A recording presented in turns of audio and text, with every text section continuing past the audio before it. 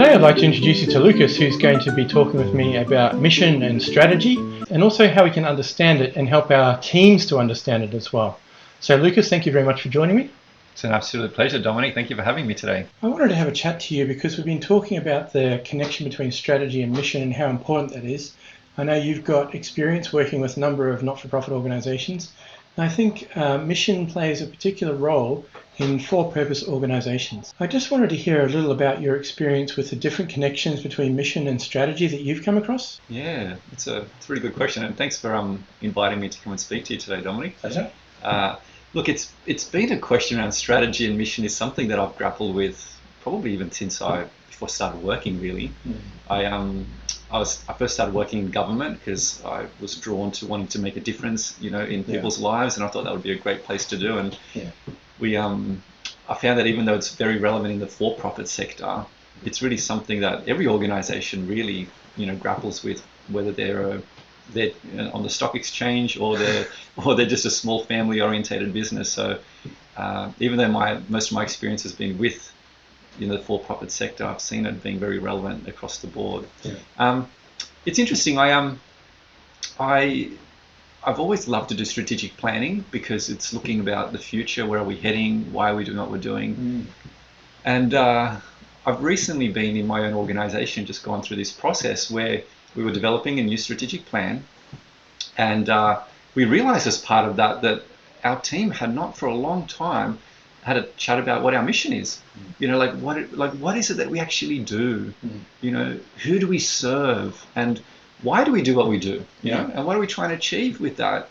And it was fascinating because it really meant we had to go back and kind of re-examine some of those questions before we could say, these are the priorities for the future. This is where we want to be going. Yeah. And so it became clear really that to set strategy or just do a strategic plan in the absence of having a clarity of your mission really was impossible to do properly. Wow. So it was a powerful realization just recently. Okay, that's excellent. So how do you sort of recognize that? Because I think a lot of organizations and small businesses will be one of those who don't necessarily remain connected to the mission, but it can happen to any organization. Do you mean like in terms of losing the connection with it? How do you see that that's happened? Oh, gosh. I mean, it's a great question because I think that relates to something at a very personal level. Yeah. I find that in these conversations, often we think about organizations, businesses, and we forget that we're actually talking about individual human beings. Yes. That we're actually people. An organization is made up of people that are coming together. And in the same way that we can lose a sense of, in my own life, why am I here and why am I doing what I'm doing? Like to what end am I doing these things?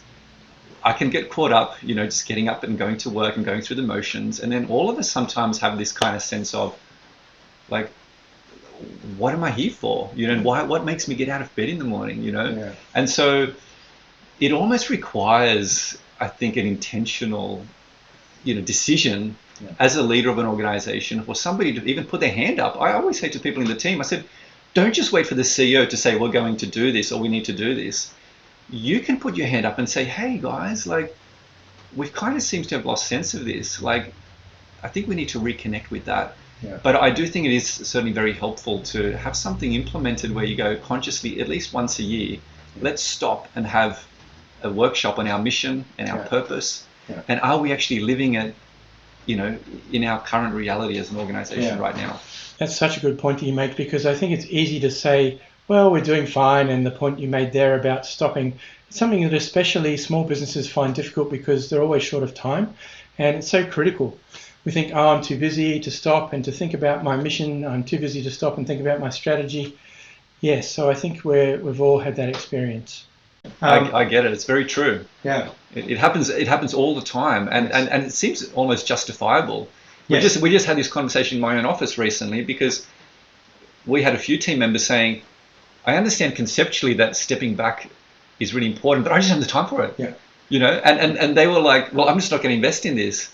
And it was only after we basically collectively said, no, we have to do this, that then they started to go, actually, we had no choice. We're so glad we made the time for it. But it was just so hard initially. Yeah, that's good. That's good. I think one of the other things that is a bit difficult sometimes is to understand what is the difference between a mission and a strategy. How are they related? Yeah, okay, it's a good question, and so it is good to pull these things apart, and I guess a lot of this has to do with terminology. Yeah. But sometimes I think we can also be too caught up in trying to extrapolate these things too clearly because they're often so interconnected. Yes, exactly. Yeah. But the way that I see strategy is looking at what choices am I going to make as a business, and what priorities am I setting for myself, in the future. Yes. So I could be doing all these different things, but where I'm at right now as an organization, what are my priorities over the next year, 2 years, 3 years, and what choices am I going to make? What trade-offs, right? Yes. But in order to do that part, Yes. I must know, who am I? Why do I exist? Who do I serve, right? If I'm not clear on that existential question, Yes. then I'm going to be setting the wrong strategies. Yes. I'm going to be potentially plowing off, setting priorities and rowing in a direction. Yes. And then perhaps a few years later going, or even 6 months later going, this is not actually who we are as an organization. Yeah. Why are we heading in this direction? Yes. Have we lost that sense of, what is our particular reason for being here and what difference are we here to make? Yeah. Yeah, that's a great point. I think one of the things that most businesses struggle with is the drive to ask, are we making money out of this? Who's our next customer? Where's our next market or whatever?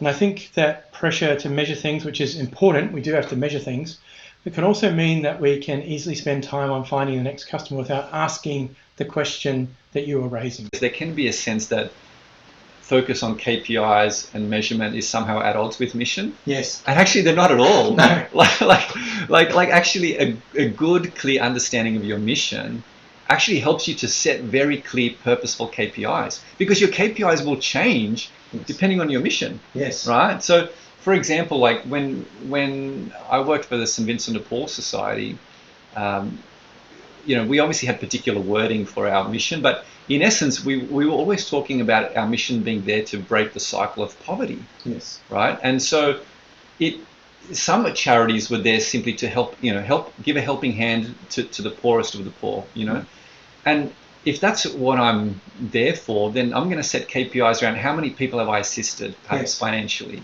how many have I helped, with a Christmas hamper, for example. But if my mission is to break the cycle of poverty, I'm going to be thinking about different things. I'm going to be thinking about how is what program or initiative that I'm setting, how is it actually not just helping that person, but the next generation, and to help the person get out of that situation longer term. So then my KPIs are going to be different. Yeah. It's not just measuring the immediate help, but looking at, like perhaps, has the person been able to, have they relapsed? Have they been able to find employment? Have they been able to get housing? Have they, how's the next generation tracking? So I'm going to be setting different KPIs and measuring different things, if that makes sense. Yes.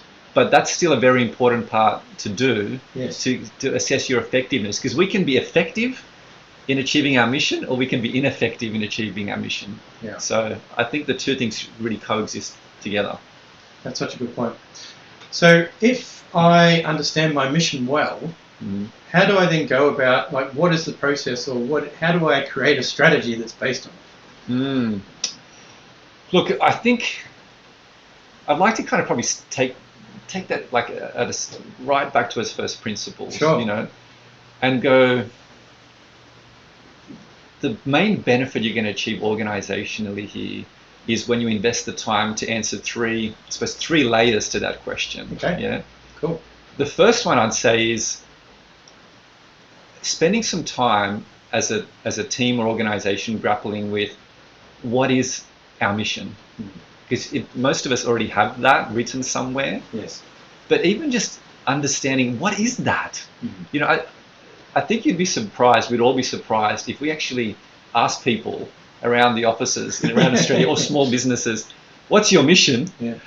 Most people would not know what to answer. Like even when I worked for certain charities, they'd be like, well, we're here to help people or make a difference. And it's like, yes, but that's not really, all of us are here to make a difference, right? Yeah. What is our actual unique mission and proposition? So first one is spending time to get clear on what it is, right? The second part of it is spending time helping people to make it personal, right? Yeah. Because otherwise it's just an abstract notion in my head, right? So we can all understand in the office, aha, this is what our mission actually is. Now I understand it, but what does that mean to me? Why do I care? Because frankly, if I don't care, if it doesn't really speak to me, then it doesn't really make much of a difference, or maybe a marginal difference, right? But the biggest difference is when your employees and people around the office or whatever, the business, can say, I care because now I understand, right? And then the third level below that is actually looking at, okay, now that I'm clear about the mission, I care about it. The next one is, what does that actually mean for me in my role? How does that influence the decisions, the choices, the priorities that I set? How does that inform how we as a team work? Right? Because if it doesn't cascade down to that level and stays just at a strategic planning level once a year or so, it's not effective. Right? So mission is there to be lived out, right? It's there to be lived out, and it's a dynamic thing. So I would say that organizations and businesses should really invest in that time, because once they get that level down and they're living the mission in a sense, then that automatically transitions into clarity around strategic planning, because you already have this unified understanding and a unified sense of purpose, combined with a deeper sense of motivation amongst the people in your workplace to work towards achieving that outcome. So then, in a sense, whatever strategy you end up setting, you're going to be much more effective in achieving it. Does that make sense? It does make sense. Yeah. Excellent. So is perhaps some of the diverse views about the strategy that different people have partly because there's a different understanding of mission, or of people that haven't done that exercise? I think there's multiple levels there. Lots of reasons. One certainly would be that they haven't. Sometimes the worst part is if you're setting a strategic plan or a strategic direction and you don't have your mission clear, then you're probably sailing in a sense in the wrong direction. You're like a ship that's deciding to go off in a certain direction, and you're not clear on where you're heading and why you're heading there. So that does happen, and I would say that's probably the worst thing. The other times it can happen is, I would say, and this is more of a most positive thing, is even if you're clear on your mission, your mission is a dynamic thing. It doesn't sit in this theoretical construct. It sits in the real world. So, if our mission, say, is to break the cycle of poverty, and then we explain how we go about that and who we serve in terms of doing that, that sits within the context of a particular time and place in history, the context that our organization is in. So then we need to grapple with, as an organization, what does it mean to actually live our mission out with this circumstance in my community, in my town, in my city? And that's going to be different. The priorities that I'm going to set in my strategy is going to be different than, say, somebody who's got the same mission, but they're living in another country or a different period of time or a different context. So in that sense, the strategic plan or strategy that you set will be informed by what's around you and how you apply that mission into your lived reality. So how do you actually go about that? Because most organizations would say, we have an organization-wide strategy and the implementation sort of up to the local managers. I understand the point about time, but in terms of location, how is it possible to have the same strategy but be in different places? I would say there's obviously multiple levels of autonomy that you'll have depending on the scale of your business or organization. So some of the strategic goals might be, you'd have a mission that's defined, that's kind of given to you, but the way that you understand and interpret it can be somewhat, personal to you. The strategy might set high-level goals: no young people living on the street, or nobody hungry in our town. But then the manner in which, like the way that you will prioritize that, the programs that you will put in place, the way that you might implement some of those strategic goals in your own backyard will be again different. So to some extent, depending on the nature of your organization, there should be flexibility accommodated, so that there might be certain strategies that are set, that basically saying these are some really important priorities that we're setting for us as a whole organization. Like, we're going to focus on X, Y, and Z. Yes. But then the kinds of programs and ways that you implement those strategies will be different again in different areas. Yeah. So in one place they might set up a van that goes around and feeding people.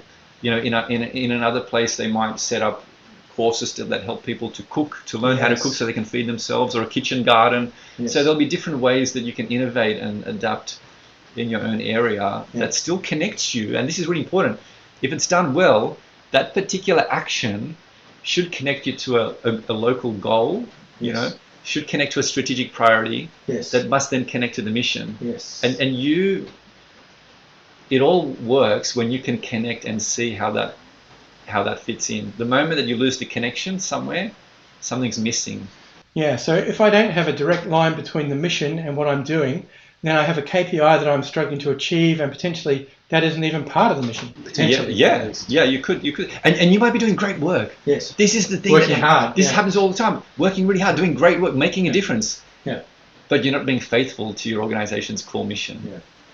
And this is where all of us can fall in that trap in life. Yeah. Where we go, but I'm doing good work. I was just thinking about this actually on the way here coming to talk to you, and I'm thinking, what's a little example? And I was thinking, for example, a lifeguard on a beach. Oh, yeah. You might say, well, what's the mission of a lifeguard? And I was thinking, well, you might say that the mission of a lifeguard is, to patrol the beach. Yes. To keep people on the beach safe. Yes. In order to save lives. Yes. But if I'm a lifeguard, I can also get distracted by somebody, somebody needs a helping hand, to carry something or do things. And I mean, you can get sidelined. You might start teaching people how to exercise on the beach, to keep healthy. And you're like, oh, look, I'm teaching young kids how to be healthy. You're doing good things. Yes. But you've lost sight of your mission. And somebody could die in Who's this watching instance. The beach, Who's watching it, right? Because you've been distracted. Maybe somebody else has come and attracted you with something attractive. Yes. And this can happen all the time to organizations or businesses. It's like, oh, there's some potential funding. Yeah. Or that'll be a nice thing to do. Or there's a government contract that's coming in. And we chase the money, or we chase the shiny thing. Yeah. But we don't stop to think, is that actually in alignment with my mission? And is this going to help me achieve our strategic priorities that we have in place right now? Yeah. Because often if we stop to ask those questions, we would make much better decisions in those moments. Wow. Thank you very much, Lucas. That was awesome. I really appreciate your insights, and so good to have someone who's actually done some of this and done it also recently, just to help us to understand what it is that we need to do and to consider when we're talking about mission and strategy. Thank you very much. You're very welcome, Dominic. Thank you for the opportunity to talk about something that's so important.